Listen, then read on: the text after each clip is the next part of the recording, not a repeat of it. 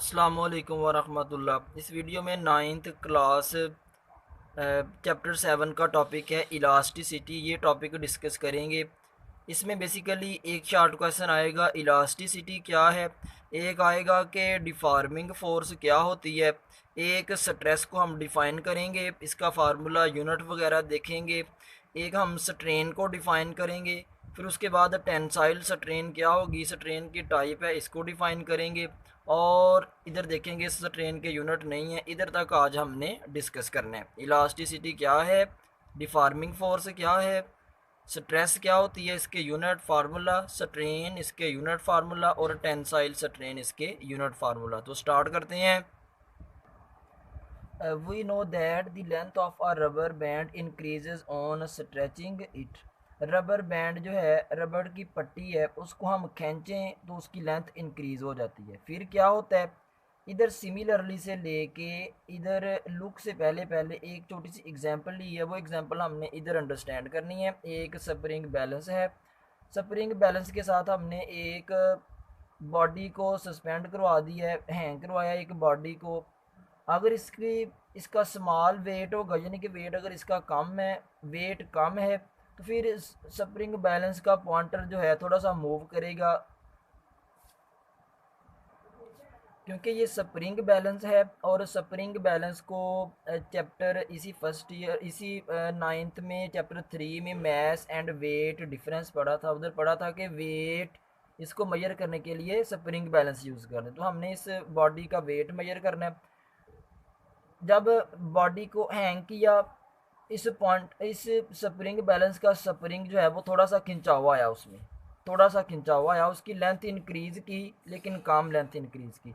लेकिन अगर इस बॉडी का वेट ज़्यादा वेट होगा, फिर इस स्प्रिंग बैलेंस का जो स्प्रिंग है वो ज़्यादा एक्सपेंड होगा। तो फिर ये डिपेंडेंस किस पे है, वेट के ऊपर डिपेंडेंस है। जितना वेट ज़्यादा होगा बॉडी का, उतनी स्प्रिंग की लेंथ ज़्यादा चेंज होगी। अगर वेट कम होगा, उतनी स्प्रिंग की लेंथ कम चेंज होगी। बेसिकली वेट एक फोर्स है और इस फोर्स को हम कहते हैं ग्रेविटेशनल फोर्स। यानी फोर्स जितनी ज़्यादा होगी उतनी लेंथ ज़्यादा चेंज होगी, फोर्स जितनी कम होगी उतनी लेंथ इस स्प्रिंग की कम चेंज हुई। तो ये कौन सी फोर्स है जिसने इस स्प्रिंग की शेप में चेंज ला दी, इसकी लेंथ को चेंज कर दिया? कौन सी फोर्स है? इस फोर्स को हम कहते हैं डिफॉर्मिंग फोर्स। तो डिफाइन पढ़ लेते हैं, अंडरलाइन कर लें। The applied force that changes shape, length और volume of a body of a substance is called deforming force. वो अप्लाइड फोर्स जो शेप में चेंज ला दे किसी बॉडी के, लेंथ में और वॉल्यूम में, उस फोर्स को क्या कहते हैं? Deforming force. डिफाइन हो गई। अब नेक्स्ट इलास्टिसिटी को डिफाइन करते हैं। डिफाइन से पहले इन फिगर्स को अंडरस्टैंड कर लेते हैं। ये फिगर्स डिफॉर्मिंग फोर्स को अंडरस्टैंड करवा रही हैं। एक हमने स्प्रिंग ली है, एक रॉड है और एक स्ट्रिप है, पट्टी है। स्प्रिंग के ऊपर फोर्स लगाएंगे, इसकी लेंथ इंक्रीज़ कर जाएगी, इसकी लेंथ चेंज होगी। पट्टी के केस में, स्ट्रिप के केस में, जब इसके ऊपर फोर्स लगाई इसकी शेप चेंज हो गई। और इस रॉड के केस में जब रॉड को इधर और इधर फोर्स लगी, इसमें कपल की वजह से रॉड रोटेट करेगा और रोटेट करने के बाद इसका वॉल्यूम चेंज हो जाएगा। तो इस स्प्रिंग की लेंथ चेंज हुई, इसकी स्ट्रिप की शेप चेंज हुई, रॉड का वॉल्यूम चेंज हुआ। तो कौन चेंज करवा रहा है? फोर्स। इस फोर्स को हमने किसका नेम दिया है? डिफॉर्मिंग फोर्स का। The applied force that changes shape, length और volume of a substance is called deforming force. अब इलास्टिसिटी को डिफाइन करते हैं। इलास्टिसिटी का मीनिंग है बेसिकली अपनी इनिशियल स्टेट पे दोबारा आ जाना। इलास्टिसिटी उस ऑब्जेक्ट की ज़्यादा होगी जो अपनी इनिशियल स्टेट पे बहुत जल्दी आ जाएगा, और जो अपनी इनिशियल स्टेट पे जल्दी नहीं आएगा उसकी इलास्टिसिटी कम होगी। इलास्टिसिटी को फिर डिफाइन कर लेते हैं। यानी जैसे ही स्प्रिंग को हमने खींचा हुआ इधर को, जब छोड़ेंगे ये दोबारा अपने इनिशियल स्टेट पे चला जाएगा। जितनी जल्दी कोई ऑब्जेक्ट अपने इनिशियल स्टेट पे जाए उतनी उसकी इलास्टिसिटी ज़्यादा होगी। यानी जैसे ही स्प्रिंग के ऊपर जो हमने डिफॉर्मिंग फोर्स अप्लाई की हुई है, जैसे ही हम उस डिफार्मिंग फोर्स को ख़त्म करेंगे, डिफार्मिंग फोर्स को हम कैंसल आउट करेंगे, छोड़ेंगे जब इसको, डिफार्मिंग फोर्स ख़त्म हुई, ये स्प्रिंग दोबारा अपनी इनिशियल स्टेट पे चला जाएगा, तो हम कहेंगे स्प्रिंग की इलास्टिसिटी है। डिफाइन पढ़ लेते हैं। The property of a body, elasticity किसी बॉडी की प्रॉपर्टी होती है to restore its original size and shape as the deforming force ceases to act. जैसे ही डिफार्मिंग फोर्स जो एक्ट हो रही है उसको हम ख़त्म करेंगे, बॉडी अपनी दोबारा ओरिजिनल साइज और शेप को रिस्टोर कर ले। बॉडी की इस प्रॉपर्टी को क्या कहते हैं? इलास्टिसिटी। तो ये इलास्टिसिटी की डिफ़ाइन थी। अब स्ट्रेस को डिफ़ाइन करते हैं। स्ट्रेस की डिफ़ाइन है the force acting on unit area at the surface of a body is called stress. Basically pressure को भी हमने इसी चैप्टर में डिफ़ाइन किया था, उसका फार्मूला भी यही था, इसका भी यही है, stress is equal to force over area.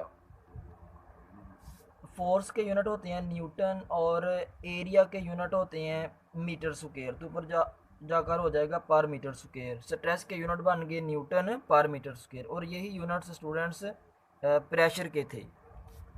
इन दोनों में फिर डिफरेंस क्या हुआ? स्ट्रेस और प्रेशर में डिफरेंस के लिए एक अलग से वीडियो बनाई है, आप उसको भी देख सकते हैं। जिस तरह टार्क और पावर वर्क, टार्क और वर्क दोनों के यूनिट सेम हैं, टार्क के भी न्यूटन मीटर, वर्क के भी न्यूटन मीटर।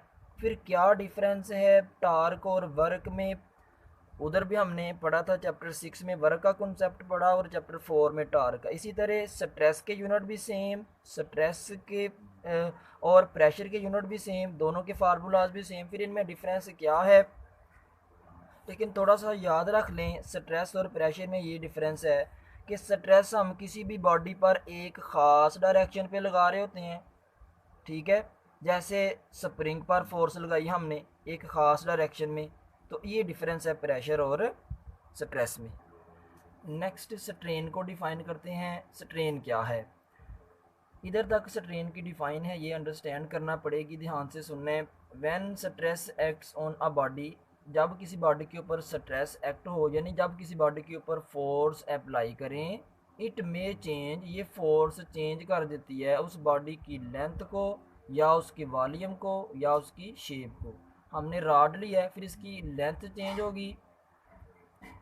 अब a comparison of such a change caused by the stress with the original length, volume or shape is called as strain। strain क्या है? comparison है। strain basically क्या है? comparison। किनका comparison? Change का और ओरिजिनल लेंथ का या ओरिजिनल शेप का कंपैरिजन है। यानी अगर वॉल्यूम चेंज हुआ है तो volume, changed volume over original volume, इनका कंपैरिजन, इसको स्ट्रेन कहेंगे। अगर लेंथ चेंज हुई है तो change in length over original length, इनकी रेशो को, इनके कंपैरिजन को स्ट्रेन कहेंगे। अगर शेप चेंज हुई है तो change in shape over original shape, इसकी रेशो को भी स्ट्रेन कहेंगे। तो ये स्ट्रेन है। स्ट्रेन बेसिकली कंपैरिजन है चेंज का ओरिजिनल के साथ, ठीक है, चेंज का ओरिजिनल के साथ कंपैरिजन है। तो ये स्ट्रेन को हमने डिफाइन कर दिया है। अब स्ट्रेन की टाइप्स दो तीन हैं, टेंसाइल स्ट्रेन और भी हैं शेयर स्ट्रेन, ये बेसिकली सेकंड ईयर में जाकर पढ़नी है। इधर स्ट्रेन की ओनली वन टाइप हम डिस्कस करेंगे, टेंसाइल स्ट्रेन। कौन सी है? Tensile strain. तो टेंसाइल स्ट्रेन की डिफाइन इधर से लेके इतनी इतनी टेंसाइल स्ट्रेन की डिफाइन है, डिफाइन पढ़ लेते हैं। If stress produces a change in length, अगर स्ट्रेस प्रोड्यूस करे change in length of an object then the strain is called tensile strain. अगर किसी ऑब्जेक्ट की लेंथ में चेंज आए फिर उस स्ट्रेन को टेंसाइल स्ट्रेन कहते हैं। यानी वॉल्यूम में चेंज आए उसको टेंसाइल स्ट्रेन नहीं कहते, शेप में चेंज आए उसको टेंसाइल स्ट्रेन नहीं कहते, बल्कि टेंसाइल स्ट्रेन कब होगी? जब किसी भी ऑब्जेक्ट की लेंथ में चेंज आएगी। तो फिर टेंसाइल स्ट्रेन का फार्मूला बन जाएगा change in length over original length. जैसे हमने एक रॉड ली है, रॉड की ओरिजिनल लेंथ L थी, जब इसके ऊपर फोर्स अप्लाई की, स्ट्रेस अप्लाई की, इसकी लेंथ इंक्रीज कर गई एल नॉट, और चेंज कितनी आई इधर से ले कितनी इतनी, तो ये change in length over original length, इनकी रेशो को, इनके कंपैरिजन को टेंसाइल स्ट्रेन कहते हैं। इसके बाद strain has no unit, MCQ याद रख लें स्टूडेंट्स, स्ट्रेन के यूनिट नहीं होते। जिस तरह चैप्टर 3 में पढ़ चुके हैं कोएफिशिएंट ऑफ फ्रिक्शन, फ्रिक्शन वाले टॉपिक में फ्रिक्शन, कोएफिशिएंट ऑफ फ्रिक्शन के यूनिट नहीं होते, इसी तरह स्ट्रेन के यूनिट भी नहीं होते। क्यों नहीं होते? क्योंकि स्ट्रेन का फार्मूला होता है कंपैरिजन में। तो कंपैरिजन जिस तरह रेशो होती है 10th क्लास में पढ़ेंगे, जिसको हम निस्बत कहते हैं, रेशो, कंपैरिजन दो चीज़ों का, फिर उस केस में यूनिट नहीं होते। क्यों नहीं होते? लेंथ के यूनिट भी मीटर और नीचे वाली लेंथ के यूनिट भी मीटर, मीटर मीटर से कट जाता है, इसलिए स्ट्रेन के यूनिट नहीं होते। तो ये था स्टूडेंट्स हमारा टॉपिक है, जिसमें हमने 4 शॉर्ट क्वेश्चन पढ़े हैं। इलास्टिसिटी को डिफाइन किया है, डिफॉर्मिंग फोर्स को डिफाइन किया है, स्ट्रेस को डिफाइन किया है, स्ट्रेन को, टेंसाइल स्ट्रेन को। अल्लाह।